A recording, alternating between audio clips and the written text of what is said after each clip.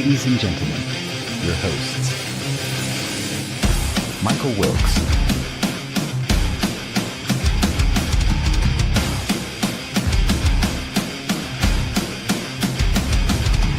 Angel Ortiz,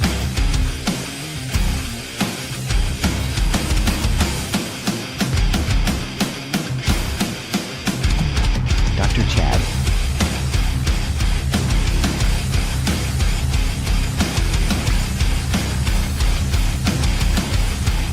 and Sam La Cavera.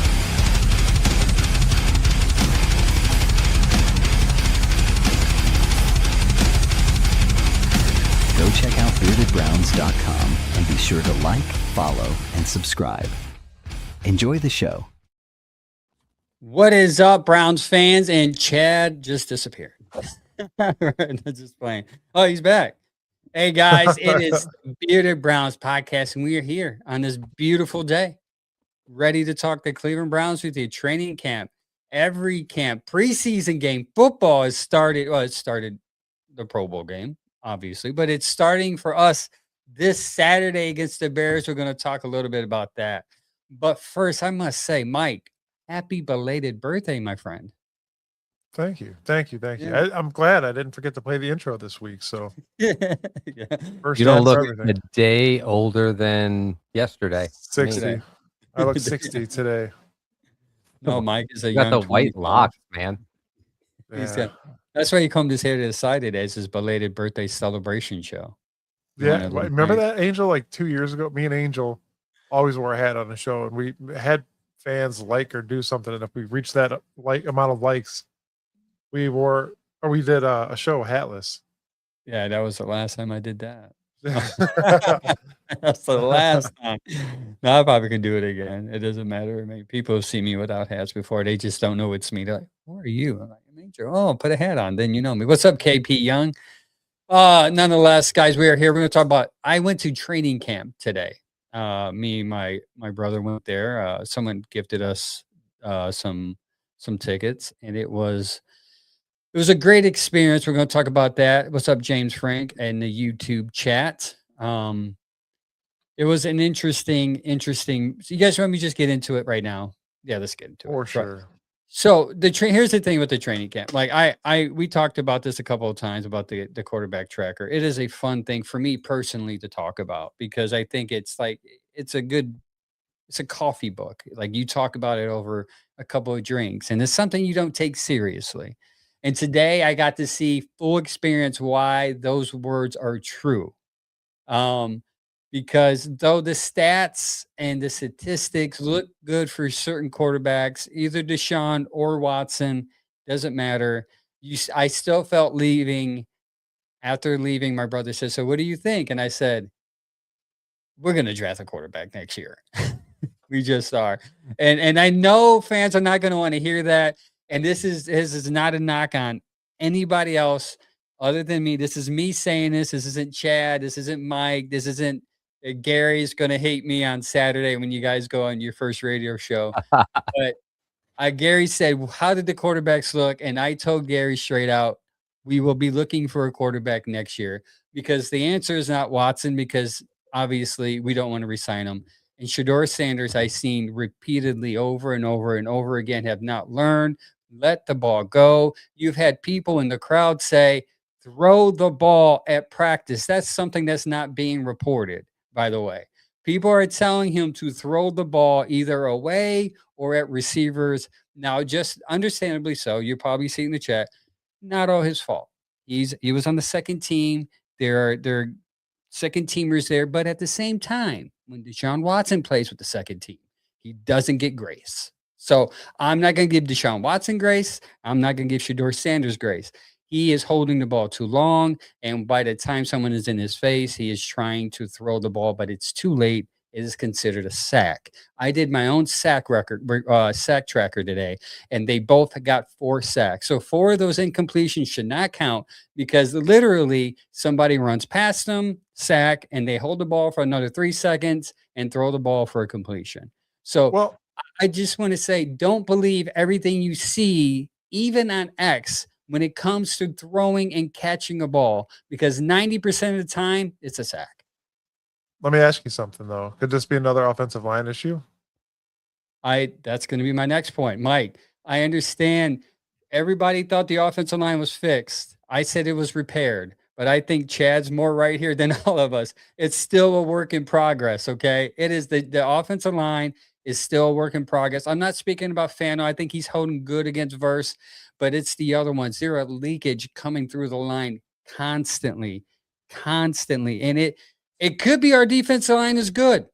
It could be our defensive front four is amazing. It could be that.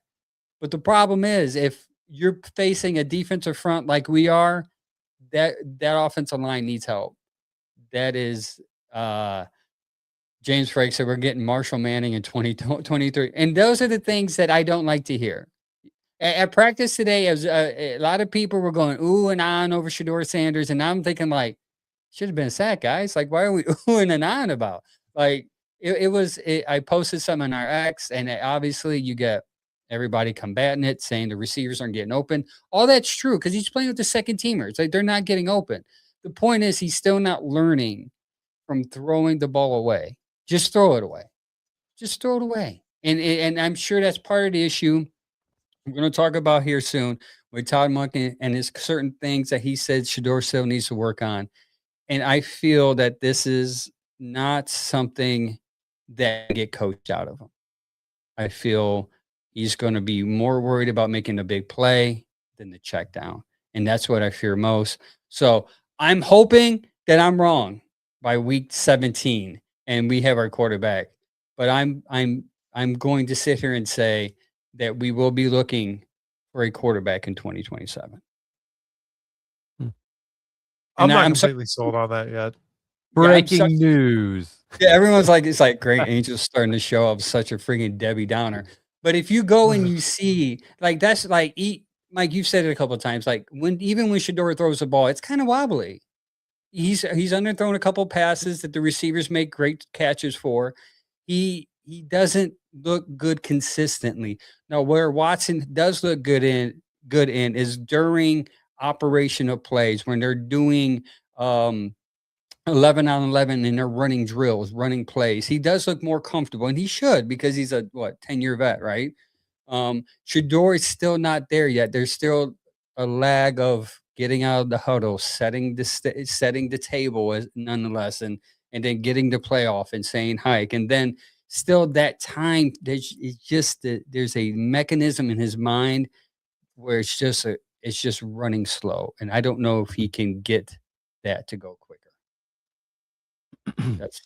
That's what I have to say about the quarterbacks. But I good news. The ball? Yeah, he pats the ball, and I don't have a problem with patting the ball. I'd be on record for that. But you have good news is that Denzel Boston, that guy is everything but what you think he is when you see those tapes on X. Whatever video you see on X, times it by 10. That dude is always open. Him and Casey Concepcion is going to be a problem. The only problem is, hopefully we get a quarterback to throw him the ball. Because if we do, those two guys and that offense is going to look spectacular. That's why, in some ways, maybe I'm talking myself into this. Just start Shedeur. Let's see what he can do with this young core of offense that he has.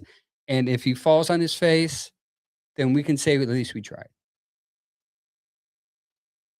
I mean, that's one philosophy, and I think that is what the most Browns fans and even media share. I think that's where most people are at.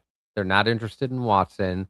They, even whether they believe in Sanders or don't, or whether they're like cheering for him and like him, or they don't care, most people are on board with you with that. Is like, just put him out there and sink or swim. I just wonder if a head coach can think like that. Yeah, I don't think he is. He's not thinking sink or swim at this moment because I think no matter what, he's not going to sink. You're going to see glimpses of greatness out of him and his coaching and all that, but you're going to the Shedeur thing, the whole quarterback thing, is where it lies the problem, obviously. So while a lot of people are saying that he could be one and done, Todd Monken's one and done if he doesn't make success out of a quarterback's out of all 3 quarterbacks he had nothing to do with. He didn't draft Yeah. any of these guys. He's trying to make the best with what he's been given. And if you can't do that, then you are correct. We'll be drafting his quarterback next year. And there's an argument that what you just said, like, it seems like Todd Monken does like Shedeur Sanders. I'm not saying Todd doesn't like. I think there's interest there, but I think I'm speaking for Coach Todd Monken, like I'm him. But it seems like he's like a parent who tells a kid that I can only tell you to do so much, and you're gonna have to eventually learn on your own. I think it's gonna get to that point where Todd's probably advocating for Shedeur, wants to get him to start the starting position. But he's like, I mean, if you can't get these things set up, if you can't get the offense set up, I just can't bring you out there. At least Watson could get us to there and then hike the ball, and then whatever happens, happens. But we'll see. Well, at least you're speaking for Monken and not Shedeur's cameraman speaking for other things. Speaking for his own guy, right? His content creator. Go ahead. No, yeah, that's just such a big story this week that we talked about off the air, is like voices around him that get a lot of recognition on the team talking about, other guys on the team. And what's interesting is where we disagreed was, I don't think the Browns care about those guys, about those voices, in terms of like Coach Monken or Andrew. But the players probably care, and I'm sure like the organization as a whole would rather that not happen. But I just wonder if it matters once we see these guys play. Yeah, that's what I'm looking forward to. Sorry. No, you go ahead. Yeah, it's preseason, right? They're going to tell maybe after game 1, hopefully after that Bears game, they're going to hopefully find out more of who's the.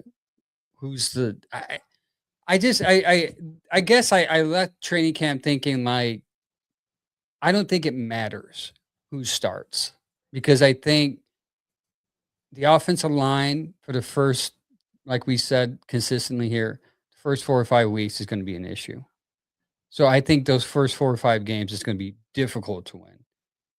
And then you're prolonging this quarterback battle to where you're even now ruining the gelling of the quarterback receiver. So I think it'd be best in Todd Monken's interest just to name somebody and just let them get chemistry, let them get understanding of terminology, let them get just used to each other. Because I think he can. I would hate to see another last year when it comes to the quarterback thing, where you wait till the last second and then game 1 you could win, but because you didn't have any chemistry or consistency in practice, you blow it. I think I want to clear the air on something. Like, literally, guys, we got to think of this as a whole new approach. I know we all want to win games, right? We all want to win. That's fair to say. But you're coming in this with a whole new offensive line. You're coming in with quarterbacks that are reading now a new playbook from what they were reading last year, whole new coaching staff. Things are not going to look good right now. Things are not going to look good in preseason. Things might not, like you said, look good till week 4 or 5. But don't get your hopes up right away, but have hope for possibly big changes coming and possibly winning games soon. I mean, sooner than later would be better, clearly, but Yeah.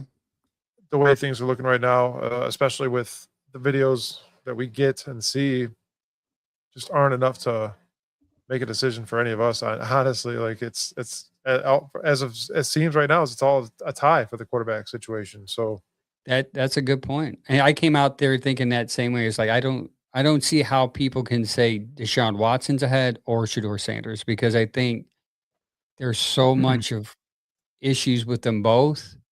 It's like a tie goes to the runner, and if you have a tie goes to the runner situation, just give it to the young guy and see if he develops, in my opinion.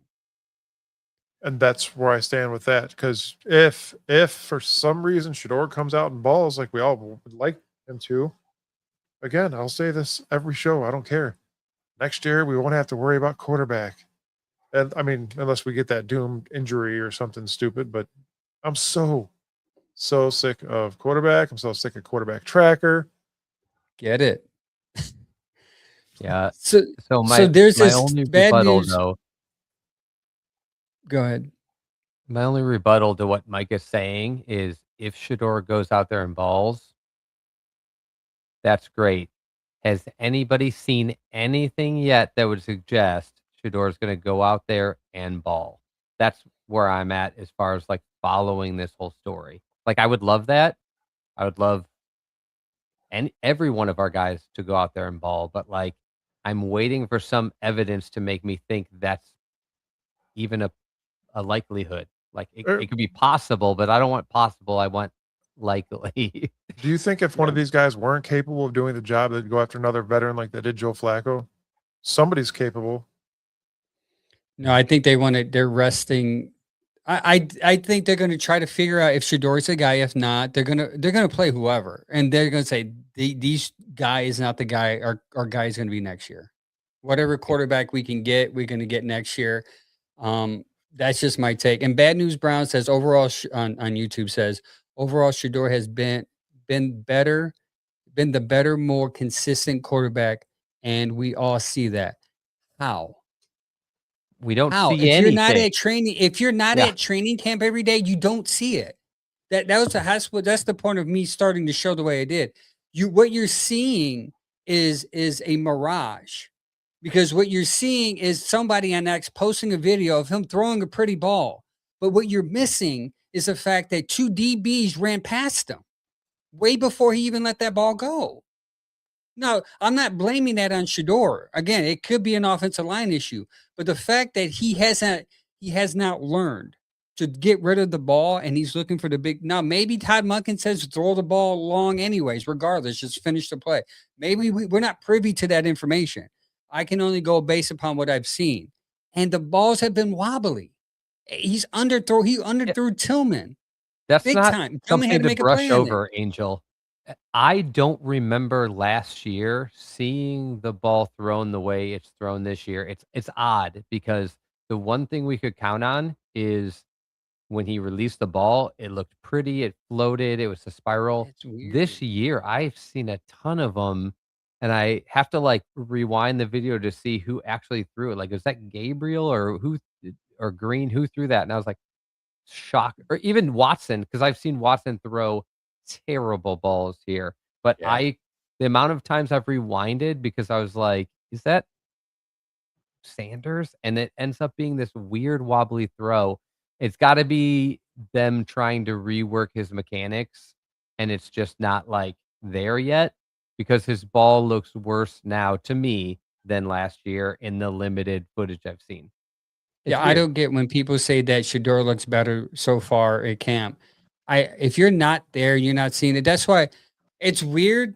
Like Zach Jackson would tell you Shador Sanders look horrible, while this other person tells you it's perception, right? So maybe they're looking at Shador differently, or they have different expectations. Like Shador does have some improvement. Like I do see there's some improvement there, but overall, I think him holding the ball, not being aware yet, is all concerning to me, which is what I'm looking for. Letting go of the ball under 3 seconds is something I'm hoping he does.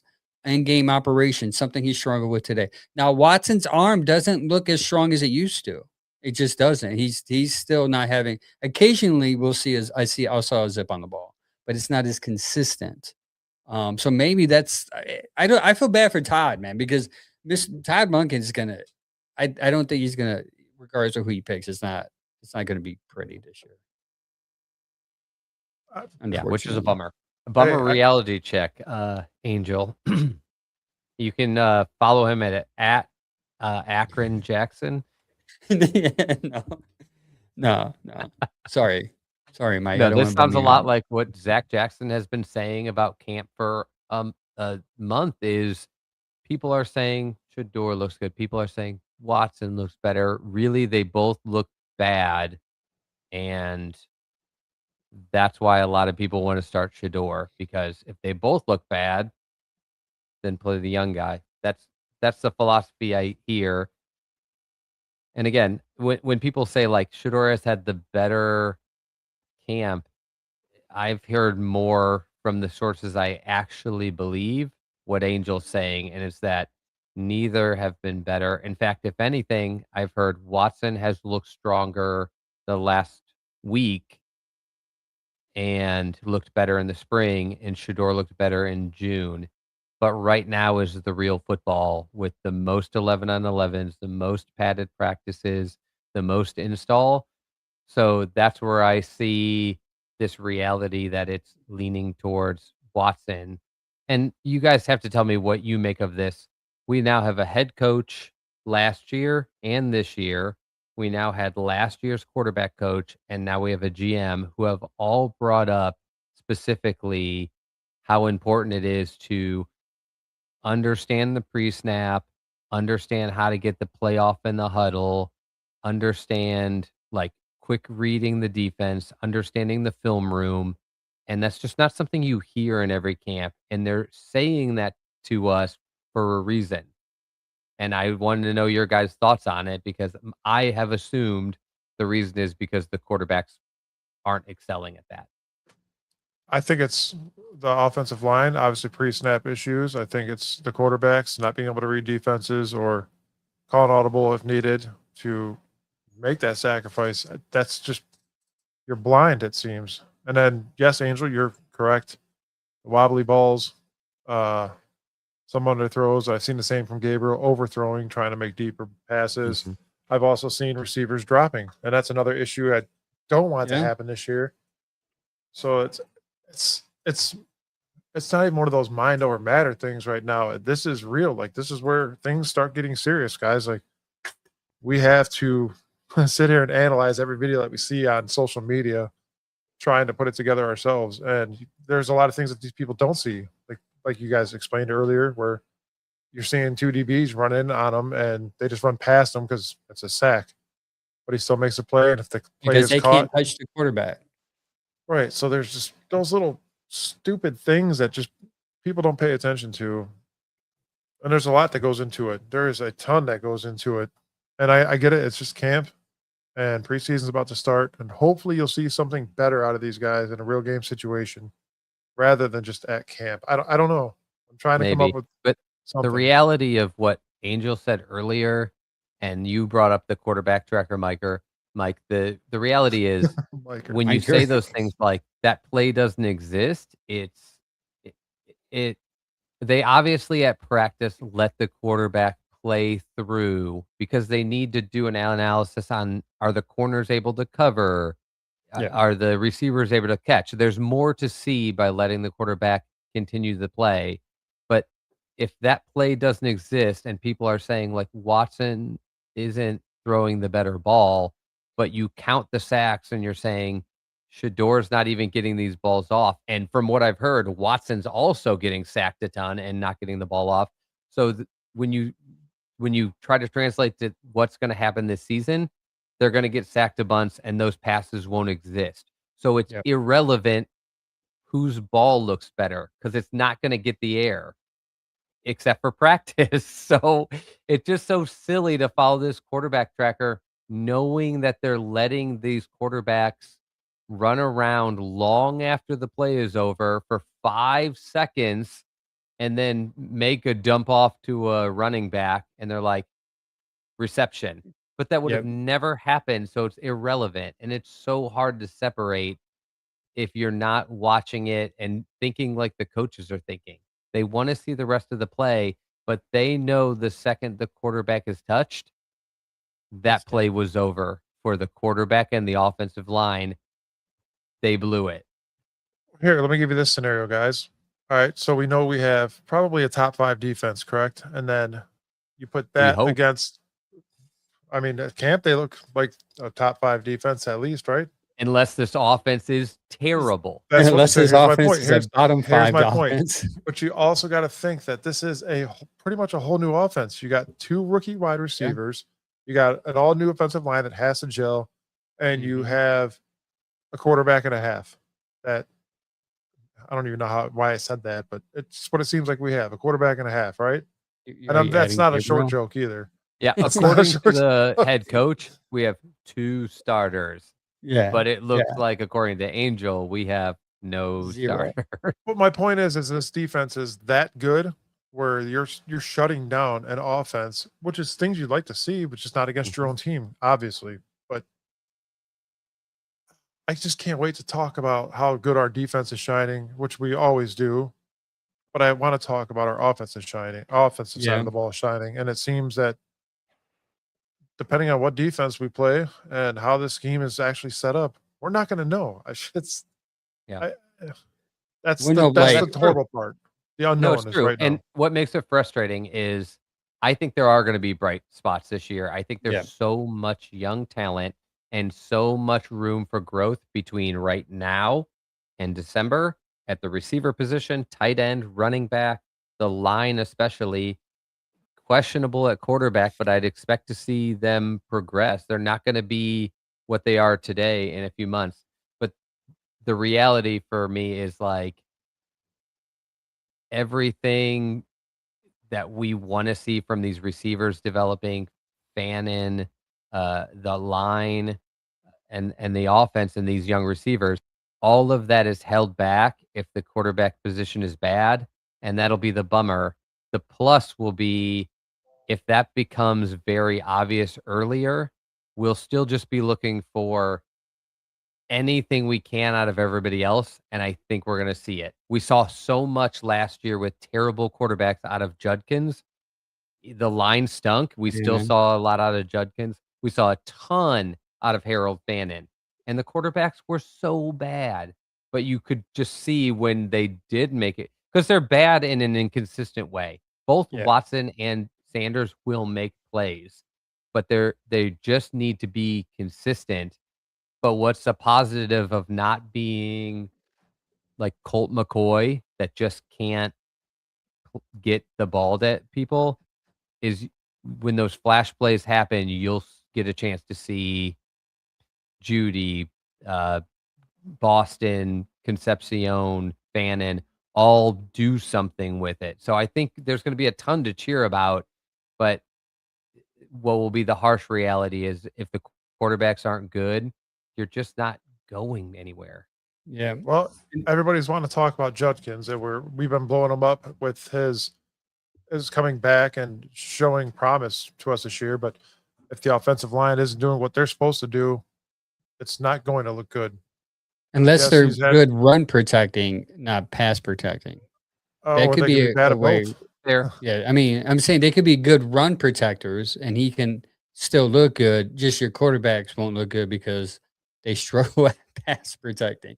Which What's crazy now is that why you don't bring ever it see up, these I mean, runs? I did kind of notice our run game was a little better. It's just when we were throwing the ball, sometimes that offensive line struggled. So maybe they're trying to figure that out still. The run pro. Realistically, The how pass long pro, are they holding sorry. out of the ball at camp?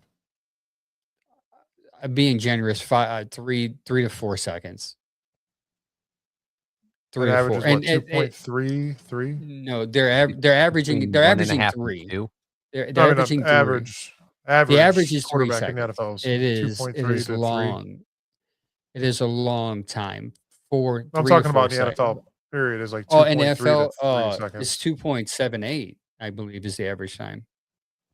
I looked it All up right, so so much last year. You're right. It's 2 look and forward change, 2.5. look forward to a lot of dump offs to Fannin this year. That's what's going to happen again, just like last year. Fannin and Casey Concepcion, Honestly, screens, who Mike's favorite cares? play.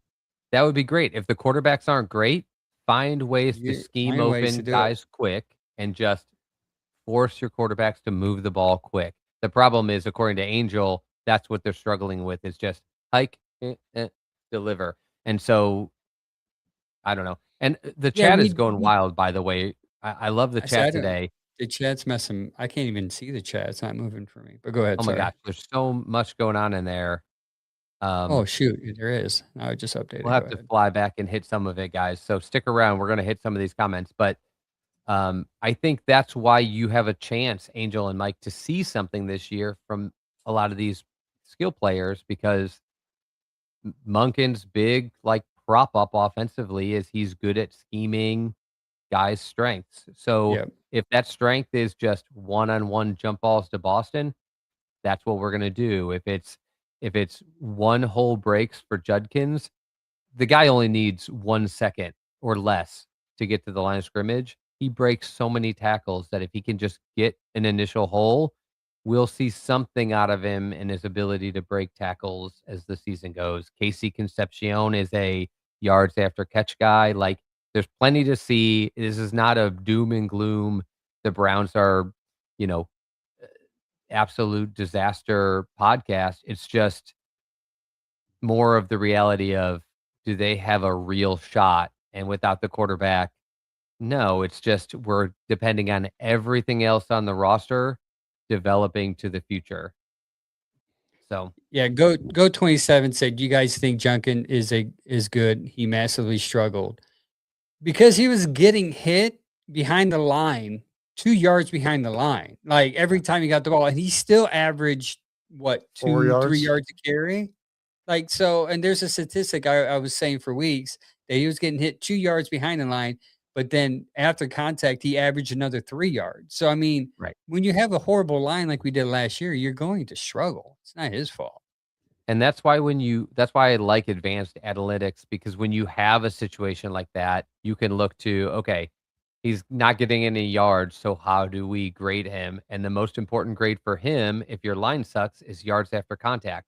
Because if you average 3.6 yards after contact, which I think he did, to your point, if that contact starts 2 yards after the line of scrimmage, you're going to average 5.6 yards a carry. And that is Yeah.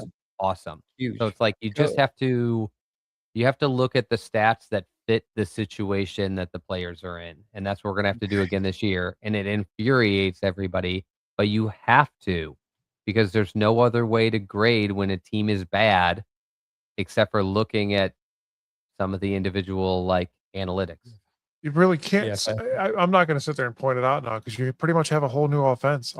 You got a whole new offensive coaching staff. You got a whole new, like, this stuff doesn't happen overnight. Everywhere. going to. Everybody's new. Yeah, that is why I said 5 to 6 wins, man. People are telling me 10 wins, and me and Chad was like, guys, your whole offense is brand new. But Like, how are maybe you gonna that's get what 10 Monken's wins? doing. I know there was a lot of coaching changes last year in the NFL. We get that. Head coaches, offensive coordinators, defensive coordinators getting swapped. I get that. But this guy is coming here trying to put together a team, and you do that at camp. That's how you put your team together. You take the best and you make that on your 53-man roster. That's how you do that. Yep. This is not going to happen immediately. Just look forward to it still. I'm still pumped about this year because I want to see the changes Oh, from yeah, last yeah, year. 100%. Yeah, 100, But 100% I agree think with you. to I'm your so point, pumped. Mike perfectly stated that this is all new. None of the coaches on the offensive side have been here. And more importantly than anything, there are, you guys can correct me if I'm just totally blanking.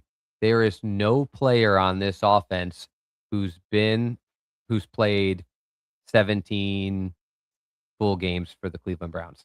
Zero. Fannin was injured. Bond. Fannin is the longest tenured offensive player we have.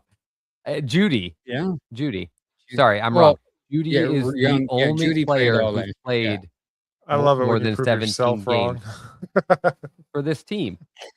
That's it. I hate when people say you guys are being negative when sometimes the truth is the truth, right? Like, the truth is you do have a whole new offense.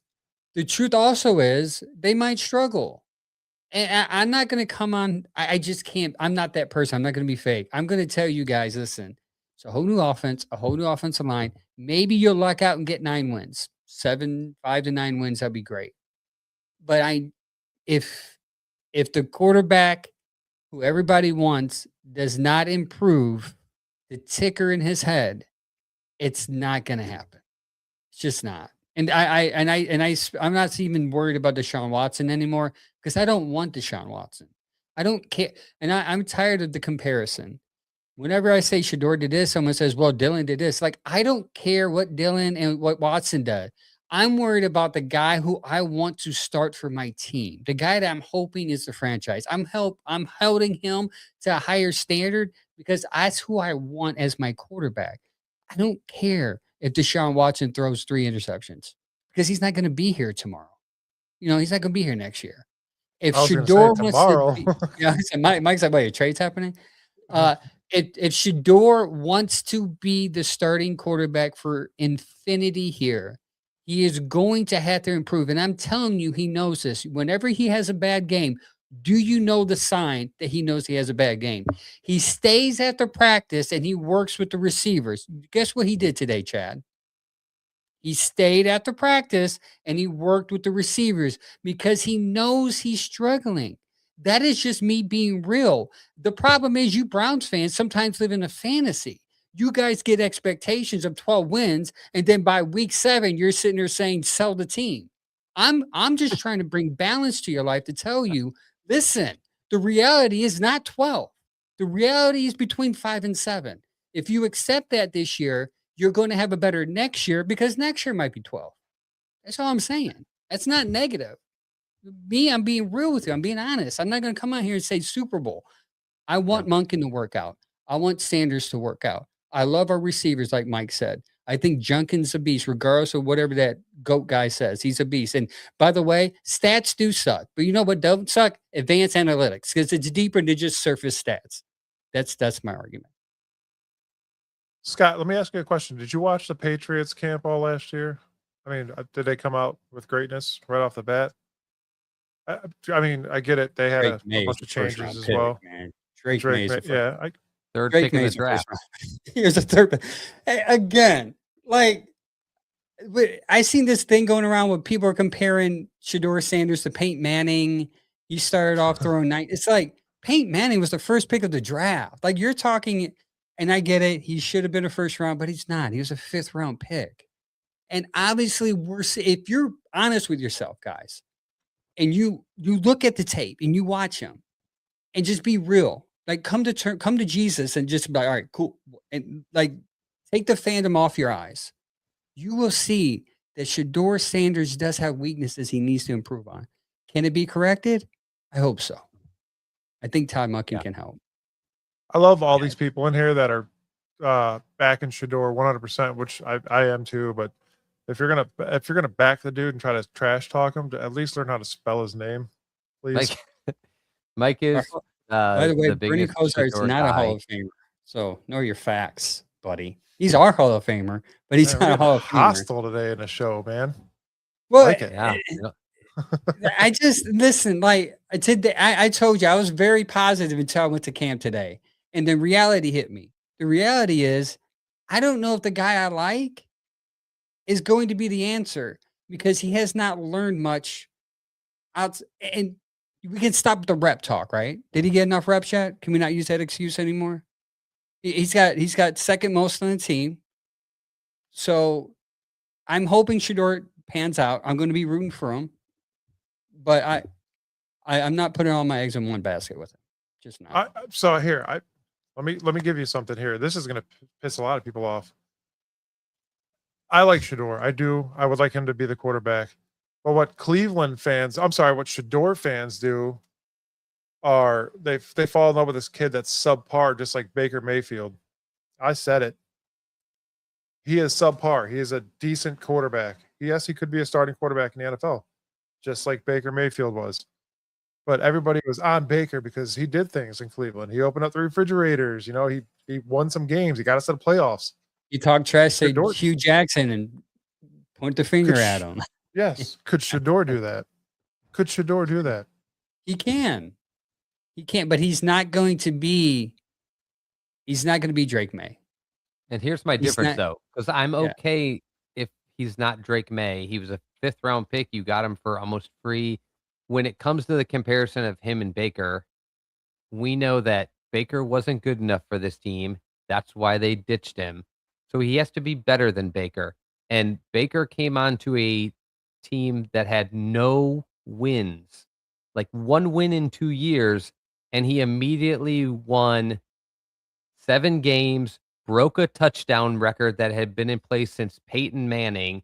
He did gigantic things as a rookie, guys. It's not even close. And for everybody that's like, well, the line is bad, the receivers are bad. How good do you think this was when Baker got drafted in 2018? They had just lost 30 one of 32 games. Yeah, they were They going were through the that worst. Sashi Brown rebuild. Yeah. Yeah, they were Adjustments. terrible. They were losing on purpose. They cut all their veterans. They brought in all young guys and then like one or two guys in free agency. It was a bad team, but you still saw Baker do first round things from day one. Guess how many reps he had before that Jets game that he won? None. 0. He had no first team reps. None. How is everybody still talking about reps when you've seen a guy with no reps do that? If he's got it, he can do it. I'm not saying that Sanders has no future, he won't get improved. I'm not saying Deshaun Watson has no chance. But when they get out there, you got to see it. The guys have got to stop like expecting the line is going to be perfect and the receivers will be perfect. Just go out there and show us something. Baker didn't win 12 games as a rookie. He won 7, but he showed something consistently. He threw more touchdowns than interceptions. He got like great passes. He found his lead receivers. He was constantly doing positive things more than negative things. So that's all I really want to see before we start propping a guy up. At least to your point, like, sure, a lot of people got a little too high on Baker, Mike, but they saw something. Like, we need to see something besides like a flash play. That's my point. That's my point. Yeah. I mean, obviously, you brought the Bucks to a playoff win, but where's your $50 million contract at? Because what do the Bucks see? What do the Browns see? And listen, guys, I want Shedeur to start. I legit want Shedeur to start, and I want him to do well. I very much want that. But I am trying to make a valid point. Cleveland fans, you guys make it even harder for everybody in the long run. And I'm a Cleveland fan, so yeah, I'm making it harder.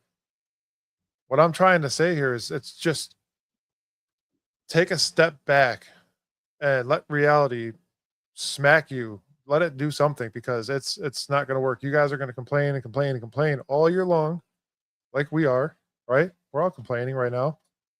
Let's get it out, gentlemen. Yeah.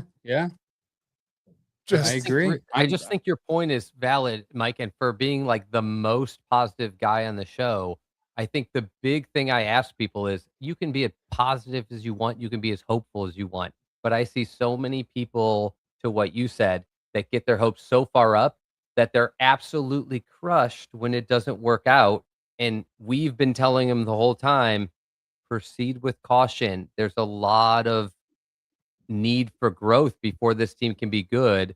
And then when the season's 8 games in and they're 2-6, they're freaking out like Angel said, like sell the team, cut everybody, blah, blah, blah, tank now. And it's like that flip is what bothers me. And the flip is more harsh when people have unrealistic expectations. If you just go in with realistic expectations, you won't get such an emotional flip. let me ask the fans something. Hey, who won that last Cincinnati Bengals game against the Browns? What player had a huge impact, or what side of the ball had a huge impact on winning that game that day? Smitty. Go ahead, Chad. I'm going to go with the defense.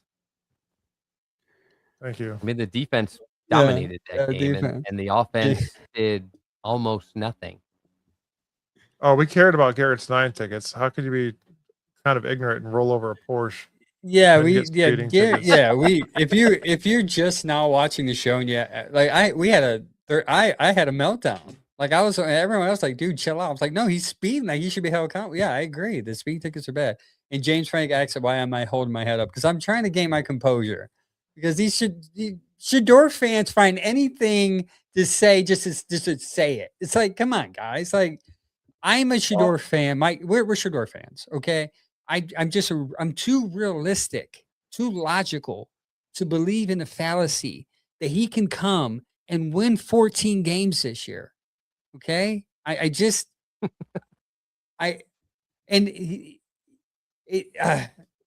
can't. I I just want to hit I Bad News love you Brown. guys. He said, "Listen, we see something that y'all don't. Thank Just you. see, it's not our fault." Yeah, no, you do. I see moments, and I'll tell you, I see moments, but sometimes those moments are overcome by things that he does consistently that he hasn't broken up yet. And someone just said he tied Joe Burrow's passing record as a rookie. Yeah, he did it against the worst defense in the league. Oh, his Like, single game record? yeah, like come That's on. specifically why I said we need to see consistent good things like Baker Mayfield, not just Yes. one flash. Danny. Like, If you okay, no, again, stats don't matter until you want to bring up a stat to prove your guy's good. Like, make it make sense, guys. You guys are just in the chat saying stats are stupid. Now all of a sudden he's like, I'm gonna bring up a stat to show you that Shedeur is good. Be consistent. That's the problem. You're not consistent, so you like a quarterback that's not consistent. Like, make it make sense, guys. Boom. Like, I Mic love drop. you guys. I love Shedeur Sanders. Listen, everything about Shedeur Sanders, his character, his moxie, everything he represents is what I love and what I want in a quarterback. But the reality is, I need his play to be where it needs to be, where I'm on your guys' side saying, yeah, I think he can be a franchise quarterback. And I do respect all you guys' opinions. I'm not saying you guys are wrong. I don't, your opinions are right. That's your opinion. You see something better than I can see in Shedeur Sanders right now. Now, maybe in 3 weeks, I'm going to change. I just came from training camp. I'm a little negative right now. So maybe by week 1, I'm going to say Shedeur Sanders is Joe Burrow. Like, we'll see though. I hope. That's the hope. thing is we all hope. We're just waiting for it though. And I just feel like people are like, well, if you hope hard enough, it'll come true. But Yeah, that's and you not bring up a good point. hey, It's always going to be an excuse why with him, isn't it?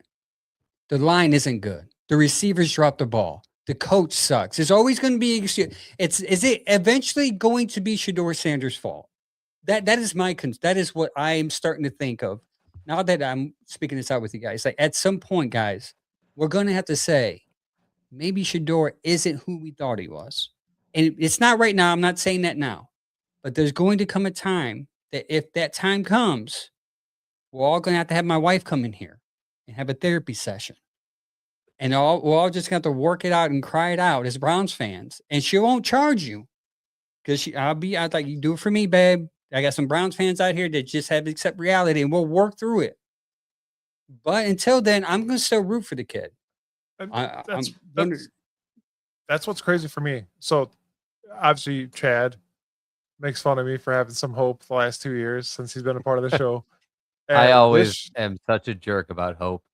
but this year he really didn't. Like he kind of acknowledged the fact that there is some sense of like hope. There is a little, or even Chad, I believe, right? I mean, you got Yeah, some in there's there. so much to look at on this team that's positive.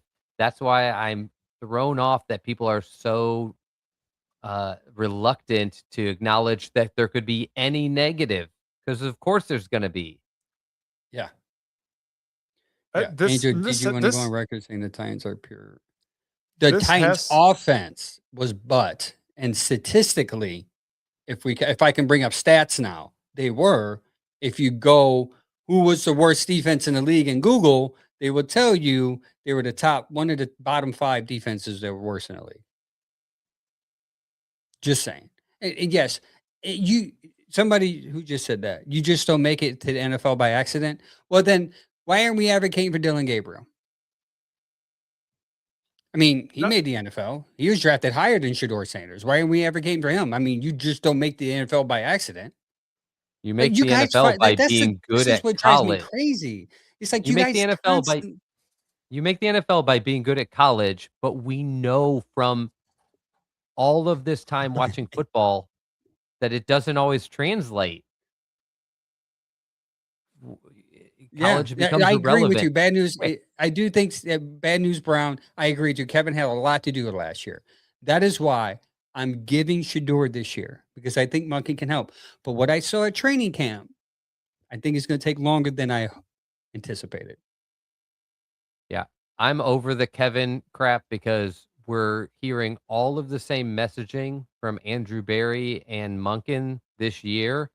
that we were hearing from Kevin when people were saying that Kevin was trying to like Doesn't like him. sabotage Shedeur, which meanwhile, I've never seen so much work put into sabotaging a guy. I don't know who comes in early to do one-on-ones every single day of practice to sabotage a guy. But I will agree that Stefanski's offense was not great for Shedeur. I also don't think it was great for Watson, which is part of the disconnect between how they built this roster and who was coaching. He's a system guy. Those are not system quarterbacks.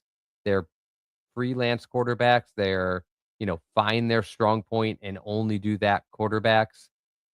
I just think like it's still coming back to, well, let's blame the line. Let's blame Stefanski. Like, at what point is anyone just going to hold this kid accountable? We hold Watson accountable. We hold Gabriel accountable. We're on this show. We're going to hold Sanders equally accountable, and that's just how it's going to be.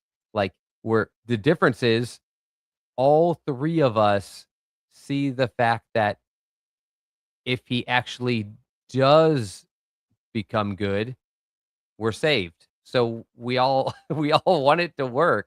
We're just not going to pretend it's working when it's not because we want it to work. We all What want I the do same like, thing. We just communicated it differently. what I want is for Monken to hold people accountable for their actions, whether it be pre-snap penalties, penalties in general, bad play. And if I hear this guy once say we got to do better, I am throwing myself off a bridge. We got to do better. We got to be better. We should do that as a hotkey. That's funny. Yeah. That would be a funny hotkey. Let's go on to a little further notes here. What are we learning from Todd Monken, from Monken and AB's comments about cadence and decision making? Obviously, that's important, right? We understand that, and they want a quarterback who understands cadence. For those that don't know what cadence is drawing people off sides. And what's the other thing I just said? Oh, decision making. It's important. And what's cool about that comment is if Shedeur can't be that, then if they do look for a quarterback next year, those are the things that we need to look for in a quarterback. If they make good decisions and if they draw people off sides and have good cadence in college, most likely that's who they're going to lean toward. Because it's Todd. That's what Todd wants. Oh man, I'm tired of talking about Shedeur.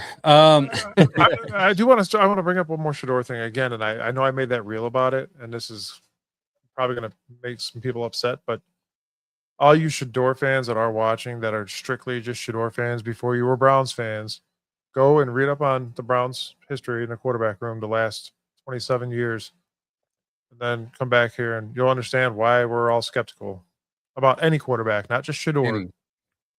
Any and every quarterback. Do me that favor. I still was skeptical of Baker Mayfield, and he was winning. It all comes back to what Angel said. We're skeptical of all of them. The reason we talk about Shedeur is he's the one hope. We're skeptical of Watson. Who cares? He's on the last year of his deal. Gabriel, none of us thought he would ever be a starter. He would just be a long-term backup. So the reason we talk the most about Shedeur, and it sounds negative, is because he's the one we need to be good. He's our favorite child that's disappointing us in school. Okay. The other kids, we don't care if they get Fs. That golden child, we want straight A's. If he doesn't, we're going to be upset. That's what we're saying. We're all saying the same thing about Shedeur. We want him to be the quarterback. The only difference is we're just ending it differently. You guys think he's going to be Super Bowl. We still want to see it. We're not saying he can't. We want to see it sooner rather than later.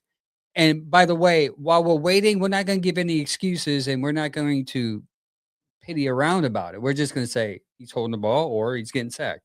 Young receivers, breaking out at camp. Young receivers, and this is where it gets exciting because I was there. I saw Denzel Boston getting open.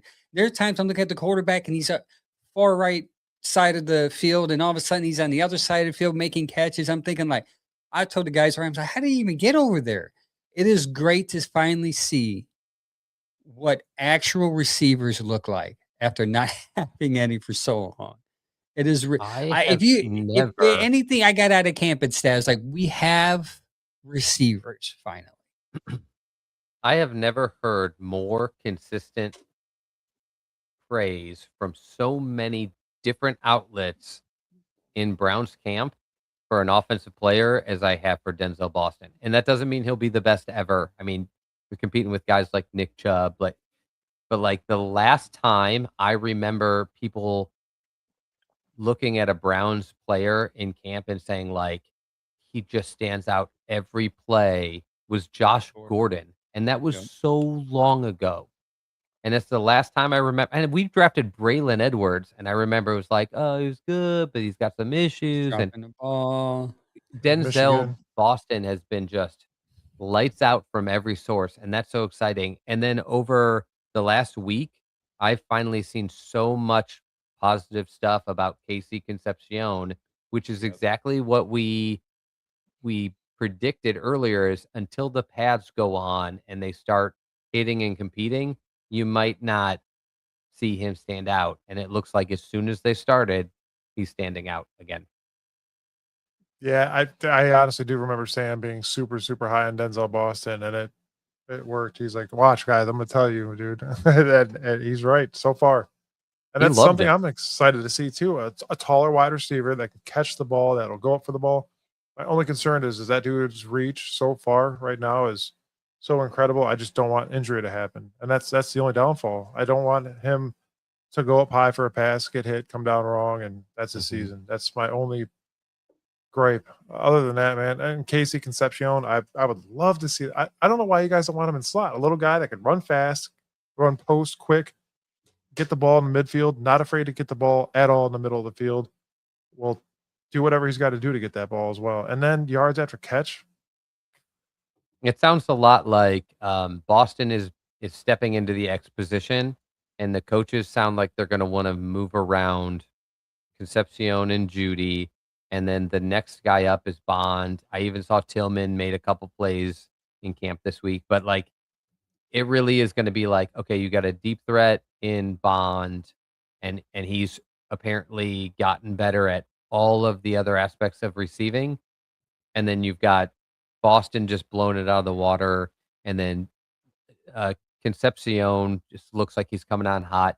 Judy has had a really weird camp. There's been a bunch of clips that I've seen that I didn't like, but I think this coaching staff is set on moving him around. They've already said it publicly, and you just don't say stuff like that probably if you're not going to do it because it's just giving away something people are going to find out anyway.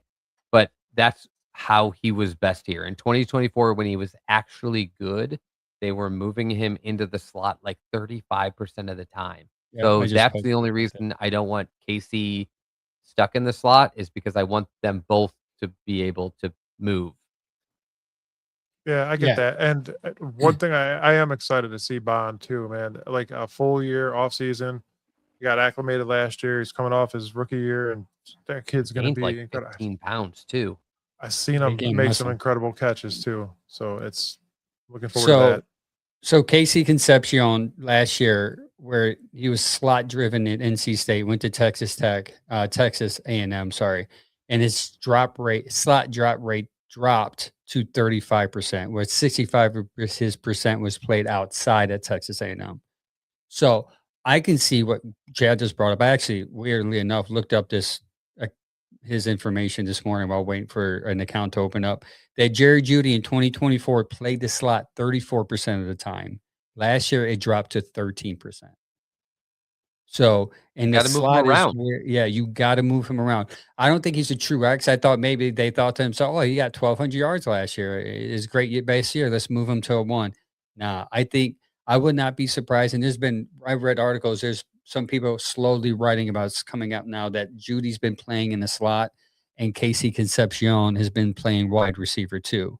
So don't be surprised and I could see, like Chad just brought up, you could see them switching back and forth just to confuse the defense, which I think would be a brilliant move by Todd Monken. By the way, you get value out of Jerry Jeudy if that happens. Because you're not relying on him getting 90 balls thrown to him like in 2024. You're limiting the drops by not throwing it to him. But if he's open, Let's pray. Let's pray that he catches it, because if Once not, he's people are on gonna the riot. team, the best thing to do is just find a way to make him productive. I think a lot of people are like, "Well, just trade him or cut him because he was bad last year." That's not how football teams get better. It's not. What you do is you find a way to make him better. Yeah, even like in 2024, he played everywhere. I didn't break it down enough because I too much breakdown, it gets boring.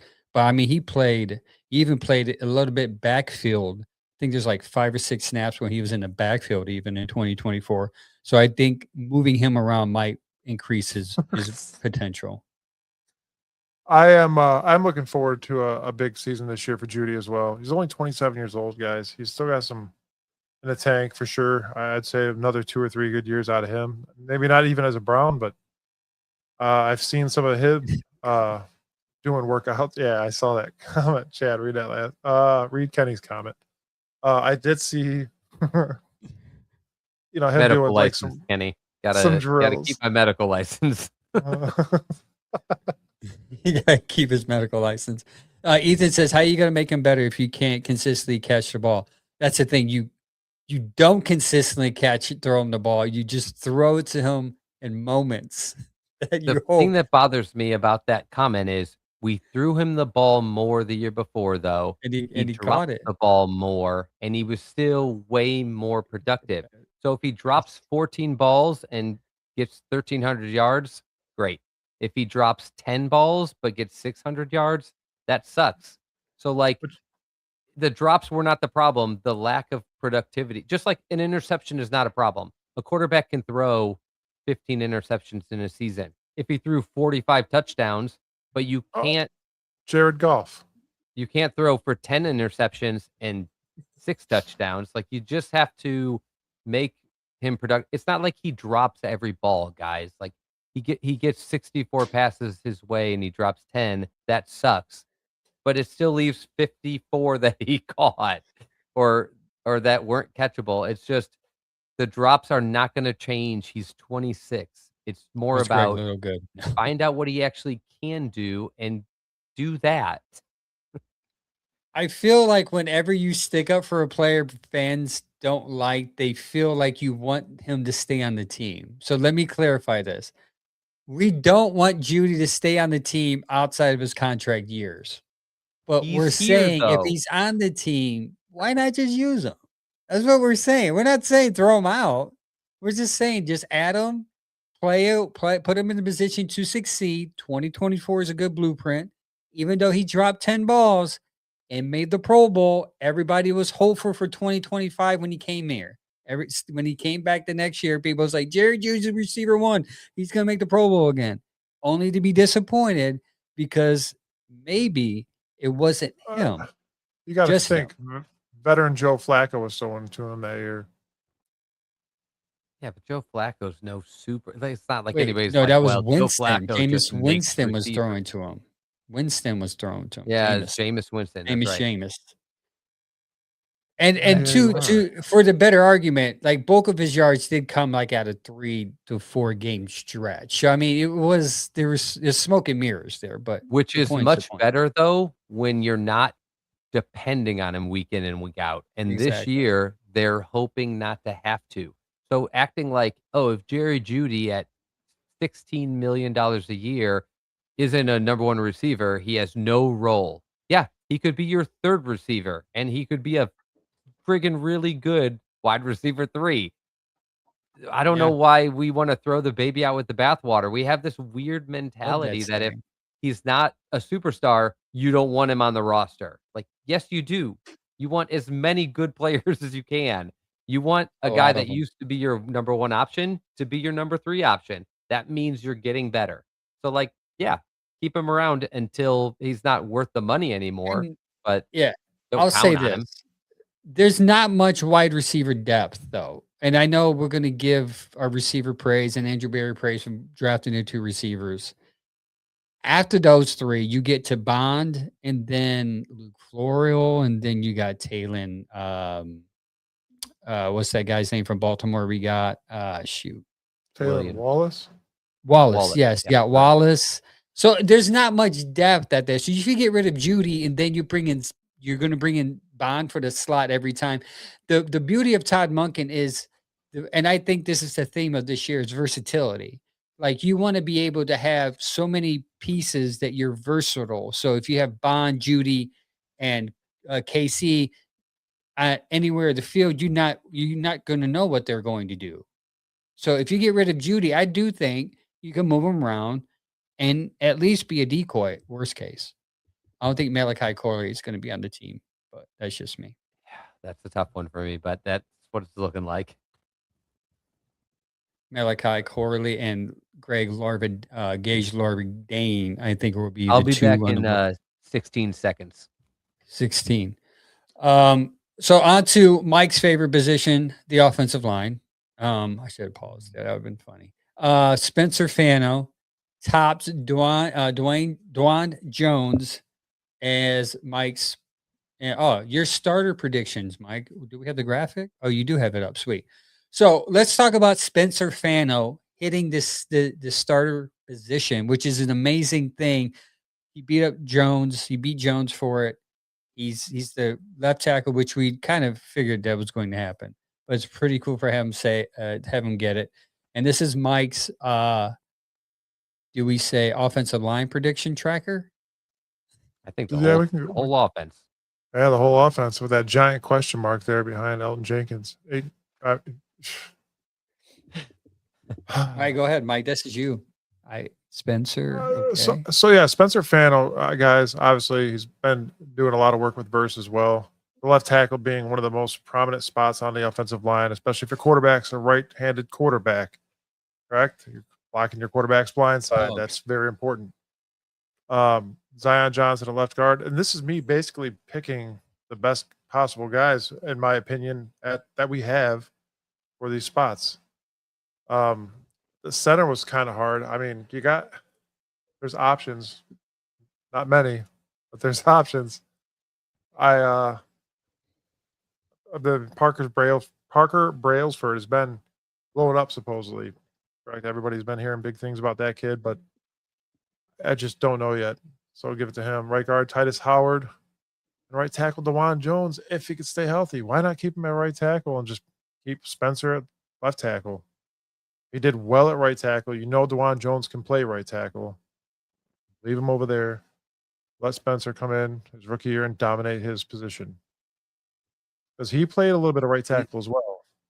Fano did. Ethan with a comment. You should have put a poop emoji behind the center position. Apparently, he wasn't here earlier, but apparently he caught the opening of the show by Angel. Poop. Big old poop. Oh, yeah. I mean, what do you guys think of that? That's just a quick. I'm surprised, honestly, that Titus Howard hasn't locked down the right tackle position, and it hasn't sounded like he has yet. Brailsford was getting some early hype, but I think he's actually been hurt like the last week and hasn't been practicing. So that doesn't help your case when you're a rookie trying to play a position as complicated as center. So now I'm pretty much set on Jenkins having that position. I'm wondering, though, on that right side, Howard is going to be in the mix. I heard KT Levinson has looked really good playing guard instead of tackle. DeJuan Jones, I still envision as our swing tackle, but we'll see.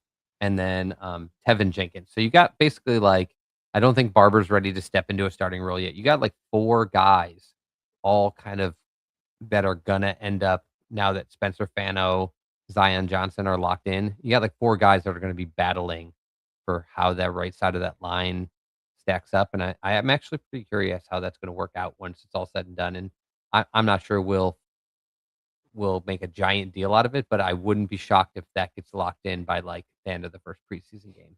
My biggest thing for Titus Howard, honestly, is taking something from the Texans and hoping that it works here like we do with them. When we give them something from the Browns, it typically works for them. Us, not so much. So hopefully us taking him will work in our favor, correct? Yeah? Hope. Yes. That word hope. So I think I figured out why Shedeur not throwing Spyros, Chad. Oh. He has blisters. I don't even want to know from what. Okay. That's what's being currently reported. Not confirmed, but X is reporting it. His followers are saying that he has blisters. That's why he's not been throwing a spiral. Maybe honestly, I was Also, looking for any explanation because it does not look as good as it used to. But again, they are not looking at him throwing to decide whether he's going to start. They're looking at whether he can run the offense. I think they can watch film and know how he throws, and know whether and they can see even if it's not a spiral, if it's going to the right guy and it's landing in the right area. They don't care. Ethan said, see, my You problem. better I think Boog said that. His camera guy says, guys- "Hey, he has blisters." Do you see the problem, Chad? Do you see that? Yes. See, now you're doing the face. That's Guys- what I Well, mean. because you said like So- X reported, and so it is going to be treated like if it's trending, then it's going to be treated like a report. And then when you source it back to like, oh, it's one of his homies, so then do we believe it or is it an excuse? It's too hard to tell. Yeah, You That's guys all. are going to send this also- fan base in a downward spiral. Yeah, literally. Also, too, just to let you guys know, Todd Monken announced that 4 of the 5 starting offensive spots are set as we prepare for the regular season. Are you ready for them? Left tackle Spencer Fano, left guard Zion Johnson, and center Elton Jenkins. Right guard ? And Oh, right tackle Titus Howard. So the only one that has not been guessed yet has been the right guard. So Tavion Jenkins and KT Livingston are competing for the right guard.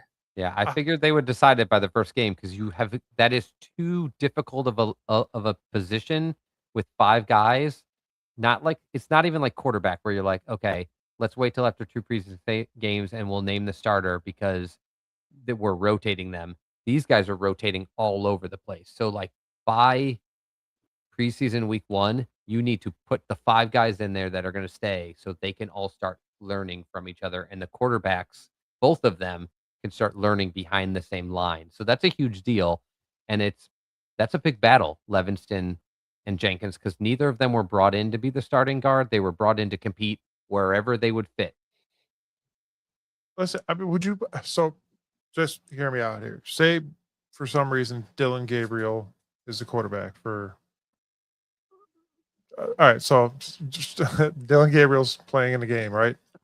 Say you have. Look at this. All right, say DeJuan Jones is your right guard, and there's Dylan Gabriel, that big question mark there.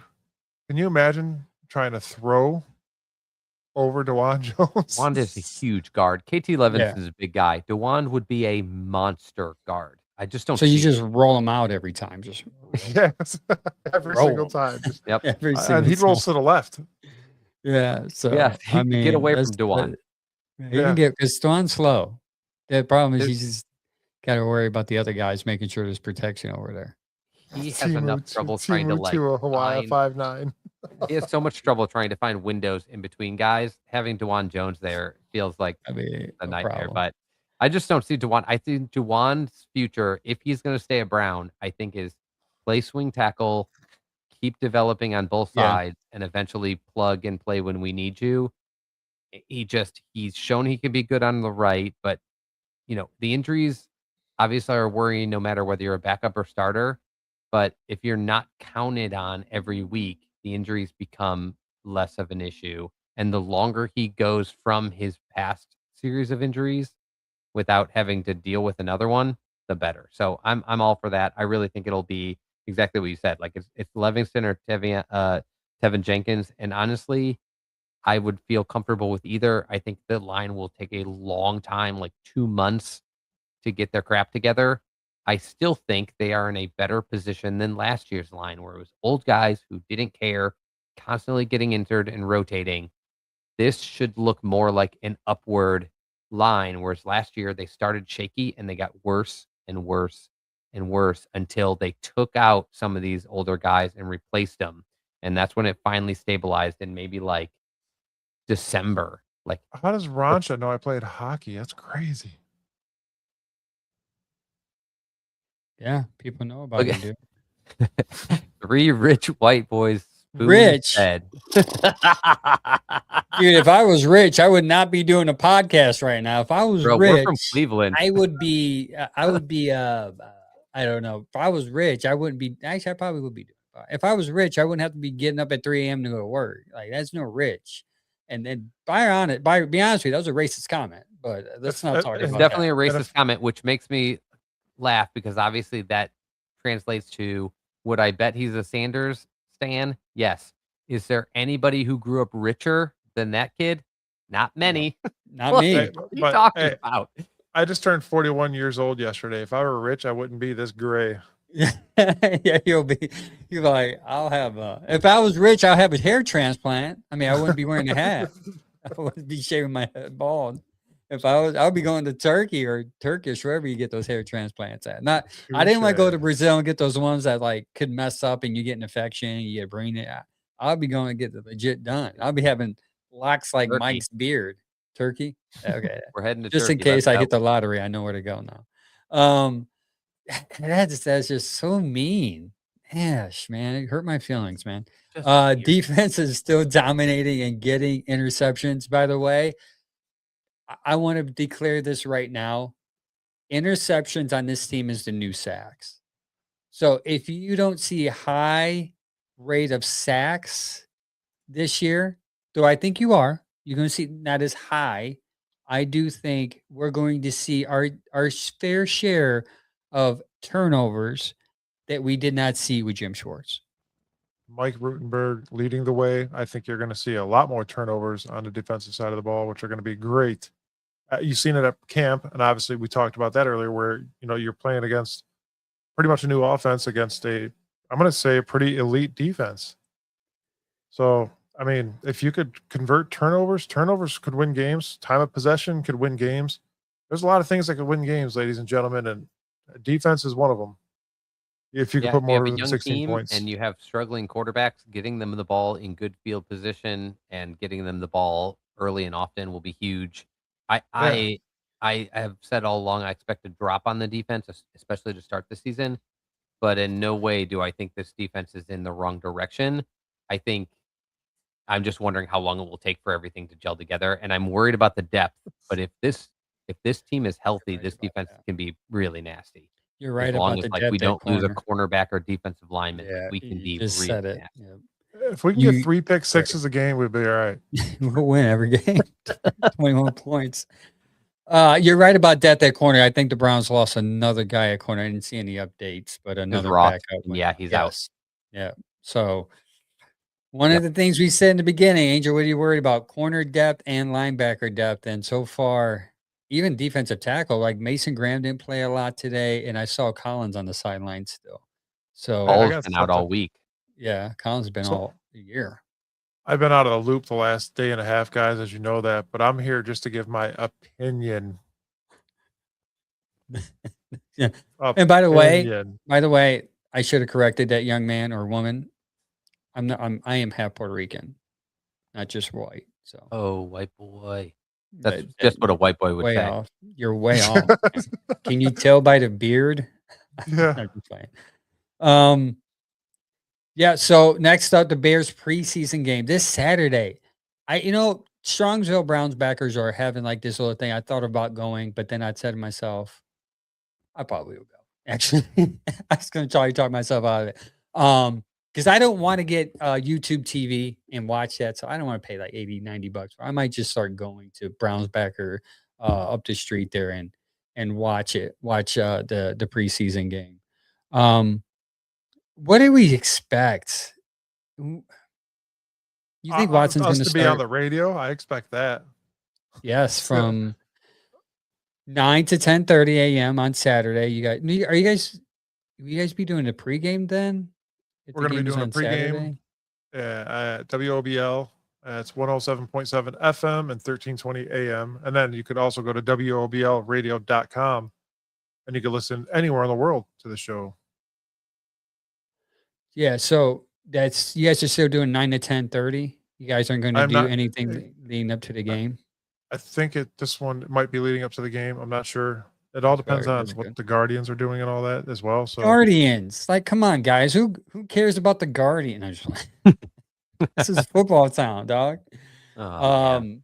Yeah, tune in. I'll be tuning in. I'll probably call in actually. If you want to leave a voicemail, go to our email, our website, and hit that corner, and then you can go and leave us a voicemail for the show. Get played.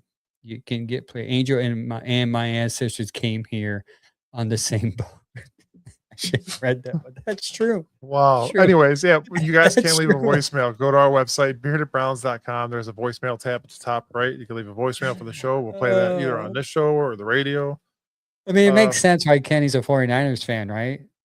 I mean, most of them are my ethnicity, it seems like. You guys Most know of who the them are. Viking starter is, correct? They Yes. announced that today. Yeah, they did. They did. One quarterback competition is over. Meanwhile, we're still trying to decide ours. This is when you should solve it, by the way. You should be like, okay, it's the week of the first preseason game. It's Kyler Murray, move on, but we just can't do it. And honestly, it's so easy for them. J.J. McCarthy reportedly has looked as bad as he did last year. And Kyler Murray, as much as people don't love him, when he is healthy and he plays, he's a pretty dynamic football player. It's an easy call. I wish ours was that easy. Somebody stood out so differently. Either of them, any of them. Do you think Connor Stallions wasn't there? Is that why? Bad joke? Too soon? No, I'm just laughing what Kenny said. True. That's why Mexico City's a home game for us. Yeah. All right. So camp injuries. Royer is missing. Do you guys know anything about the Royer situation? Nobody can figure out. He's gone on like team leave, he's been gone for a long time. Are we okay with saying speculation-ish stuff? At this point, yes, because I'm so curious. Because nobody has been able to tell me. Nobody. I wanted to talk about this on the show, but I was like, it's a touchy subject. I don't know if I'm going to do this. In the beginning of the season, there was a report saying that Royer was dating a girl in high school. Yes, it was a report. They came out saying he's dating, and it was a picture that came out. They were together, and since that report came out, you have not seen him. Why is it always the Browns, man? That's so weird. A little bit, a lot of bit. There it is. KP Young just confirmed it. KP Young just confirmed what I just said. Can you imagine the coach's daughter? Like, coach is like, "Yeah, man, it's my daughter. Here she is, 17." So someone from Cincinnati's coach, the daughter of that coach who was in high school, they were dating. Wow. That is my take. Is like maybe they found out. Maybe, but it seems like there's more to. Almost like, is there going to be some kind of like legal matter, or is there going to be something more? And they're like, separate yourself until you get this figured out. Because like that's why they're not saying it's an injury. That's why they're not saying anything else. That's like I saw it like week 1 of rookie camp came out, and I'm like, man, I want to talk about this story, but I don't want to be the one to bring it up. I was hoping when you guys would kind of be like, hey, you seen this story? And then I would be like, hey, yeah, let's talk about it. But yeah. And I assumed it was not an injury because it's been so quiet. And if it was just an injury, they'd be like, it's a hamstring. He's out, whatever. Yeah. I assumed it was legal troubles of some sort. This is more like avoid a media circus and just get him out of camp. Yeah, KP said that they've been friends for a while and have a bond. She's 18 now, but at the time she was 16. Okay. I mean, it's still weird, but whatever. I guess whatever. Solve your stuff. That was your Browns rumor for today. Schwarzenegger's still missing a lot of time. They really are not talked about that as to why. No, it's been quiet. It's been quiet. Jack Stoll, a Hall. So Mike Hall gets hit by Junkins, falls to the ground, and has been gone since. Did I miss something? Wait, Mike Hall's been gone since? Yeah. Yes. I don't know. I can't confirm that's when he's been gone since, but he's been out for like several practices now. It looked like in that video where Junkins laid him out, he grabbed his wrist. Yeah, that's what I saw. But before Junkins hit him, it looked like this is what I was talking about with Mike in the video. It looks like he contacts the offensive lineman and then he disengages and he grabs his wrist and then Judkins laid him out. And I'm like, if Judkins saw that, like I would actually be kind of pissed at Judkins. Like he did get yelled at by the coach. Yeah. And people were like propping it up. And I was like, I get it. But if you look closer, and he's like holding something, and you see a teammate like slouched over holding something, and you blast him. Wrong team, guys. Save it for a game. But it Oh, looked that like he he's did like hurt hurt. something then. That Kind of a make or sucks. break year for him because Yeah. he's been on and off. He's been in and out of the lineup with injuries. He's also been like pretty sporadic with like a couple explosive plays, but then just flashes, but then disappears for huge chunks of time. And like you just aren't going to make a team consistently by being flashy. You got to be consistent, and like he's not. He hasn't been at all. And so for him, if he can't, they've been letting older linemen leave for the last 2 seasons. I think in anticipation of the young guys that are here, that's going to kill him if he Yeah. can't get out there. Yeah, I agree. What is this? Somebody. Oh yeah. Kenny says, I don't know if you just talked about this because I wasn't here, but is Judkins going to face any suspension for what happened? And that question is no. I think that's all Yeah. done and sealed. So No, we're I good think it on was that. just like I said, I don't even know if he saw it. I think he just might have come around and been like, "Oh, easy target. I'm going to delete this guy." But like he doesn't need to do that in this team. That's something like a backup needs to do, or like that's what you worry about in preseason. Why you worry about playing your starters because you're worried about like a guy's trying to like show a big explosive play and he'll take a shot at somebody. So, but I don't think it was like he didn't like try to take him out. I can't tell if you realized that he was hurt, it looked like before he hit him, but it makes it a much less impressive hit when the guy's like hunched over. It looks like he's dying.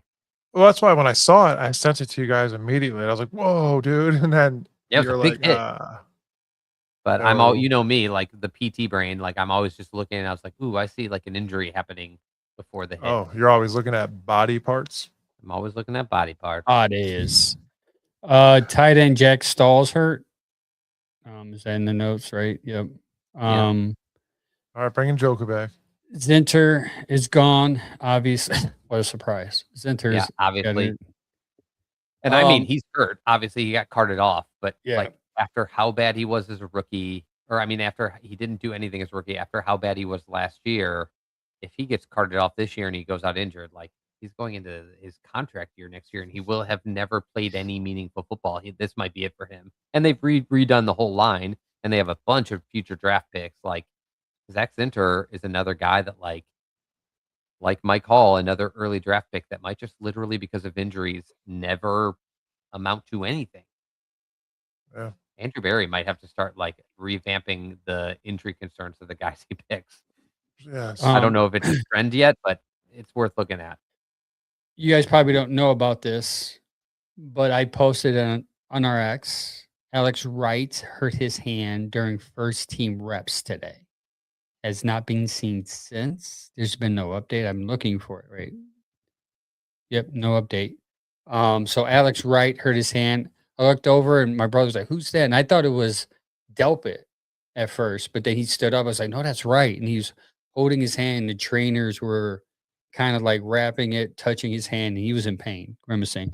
So let's hope Alex Wright is not hurt because I had high hopes for that guy to hopefully he doesn't have a broken hand or whatever. But Another guy, and you can categorize Tillman in this as well, who when they're healthy, they look great, but they've been injured so much of their Browns yes. career. And Like, we there's talked just a about that in the handful of these bleachers. guys and they redid the medical staff like I forget like 2 years ago. So anything before that you might have to, squash. But the reality is there's just this list of Andrew Berry guys, as good as he's drafted the last 2 years. There's just this list of Berry guys who have not been able to stay healthy, and it makes you wonder if they revamped the way they're looking at these draft picks. Yeah. Yeah, well, that's it, man. Bubble Jenkins, we just talked about him. They're going to be competing for that right guard. D'Angelo Russell, that was today, right? Was that the one that someone got hurt today? You just said D'Angelo his Ross name. went down today. He's like Ross. Yeah, he's been stepping in at third or like fourth. nickel corner. Yeah, He he can't might play be the guy outside. that's getting beat all the time. Yes, he is that Yeah. exact guy, which is He's why I that was like, guy was getting beat all the he's time. on the bubble already, and getting injured like before preseason games when you're on the bubble is not good. That's why I was like, Zinter's probably gone. He's probably gone. Thank goodness Jenkins is back because now he's like deep in that competition. But it's worth noting how many guys, especially impactful ones like Hall, Graham, Wessinger, Wright, Oh, it's Mathis. are That's who out got hurt. are out and missing a really critical part of camp. Hopefully, a lot of it's minor, but like there hasn't been a major injury in camp to anybody that matters yet. So like it's very rare to come out of camp with none of those. So get ready. Speaking of critical, Mathis we got had hurt this- today, by the way. who It's did? another corner. Mathis. That's who got hurt Oh. today. Okay. Yeah. So just So strap him up. Get ready Right, for sorry, them to Mike. start bringing in random tight ends and corners just off the scrap heap just to get bodies. Right? You played hockey. You're white. You want to go out there and play tight end? I'm down. It's I'm not 6'6". You can't play corner because 275 you're white. pounds. You probably can play Yeah. offensive line. Can I try to kick? You could try to kick. I mean, We were supposed you to have a do beard. that. I'm just I forget who that person is already, but you should also let them know that I'm short. That doesn't help. That doesn't help. We Speaking of should critical, plan though, a day to do that though, for real. That's a good idea. Yeah, I agree. We'll talk. speaking of critical, our time has to be pretty much squished down to an immediate time at the end of shows now because radio. Since we're all big time white dudes and whatnot, we have Rich. to and millionaires, rich white dudes, yeah. But we are going to end the show. And again, thank you guys for joining us tonight. Thanks for all the comments. Thanks for blowing it up. Make sure you guys all like, subscribe, and share. Angel.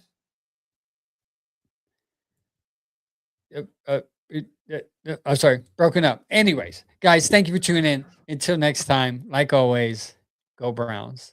Go Browns.